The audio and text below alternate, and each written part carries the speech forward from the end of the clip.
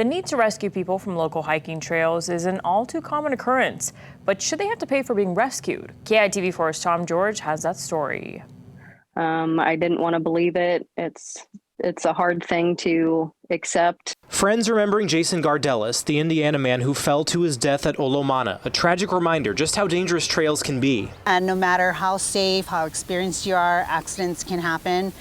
We've all had the little slips here and there. Lena Hopala with the Coconut Coalition says she sees a lot of close calls, especially when people don't know their limits.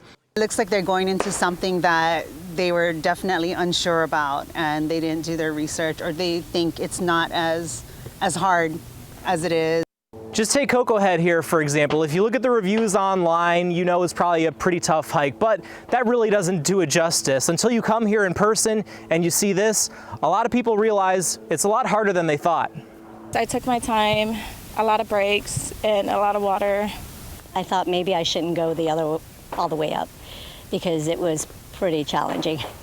Luckily, they took their time and enjoyed the trail safely, but recently rescues are becoming more common, from Olomana to Coco Head. Even while we were filming, another rescue at Kuli'o'o. Just this year, more than 100 rescues on Oahu so far, and they don't discriminate, with about the same amount of locals and tourists. It raises the question, though, should people be charged for rescues? Right now, the answer is no, and HFD wants to keep it that way, arguing it might make people not want to call for help when they need it. Oh yeah, it would definitely discourage me from calling 911. Yes, for sure. But some argue people should have to pay. State lawmakers pushing for a bill that would allow rescue crews to charge people in certain situations, like going on an illegal trail. There are some trails that are known, especially in the tourist community, that are actually very dangerous and are off limits. And knowingly, they still go on these trails. But paying or not, hoping people stay safe and a day of hiking doesn't turn into a 911 call.